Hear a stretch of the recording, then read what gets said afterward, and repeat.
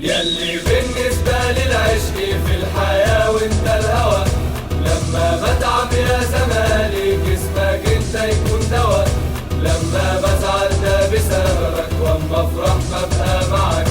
ده انت عايش جوا قلبي في اي حتة بكون وراك،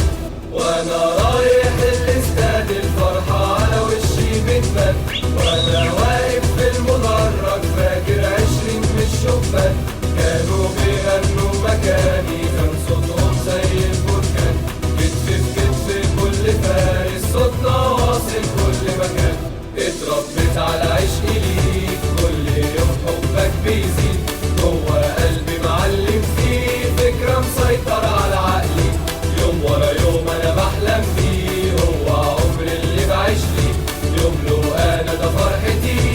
انت بهجة دنيتي، عشت عمر اهتف باسمك كل حلم افضل معك، انا جندي ورافع رايتك وسط جيش هدف وحماك، اللي فكر يوم يهاجمك نبقى كابوسه في الحياة،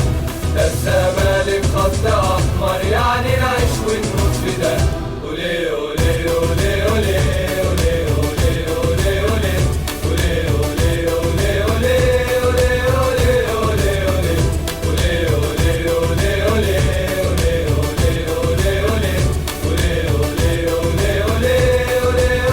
اولي اولي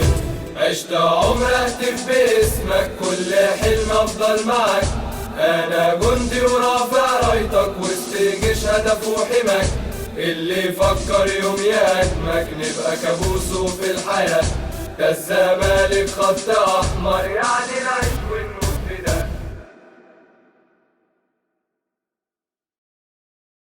وادي تاني حازم وبيشوط والكورة حلوة، جول جول جميل جميل جميل جميل، تامر تامر تامر تامر، يا سلام، لسه بقول لحضراتكم يا ترى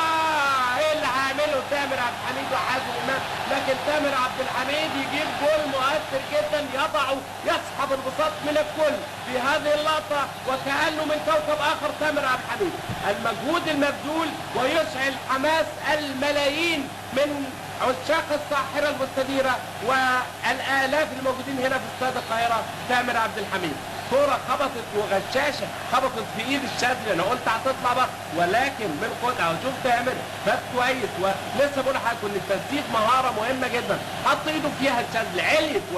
كأس البطولة. خالد الغندور كابتن نادي الزمالك، خالد الغندور كابتن نادي الزمالك وبندق الكرة المصرية، خالد الغندور تضاف الى بطولاته حازم امام وبشير التابعي عبد الحليم علي، الجميع في القاهرة الدولي يتعاطفون ويبتسمون لهذا الانجاز الجميل، بلا شك انجاز تاريخي لنادي الزمالك.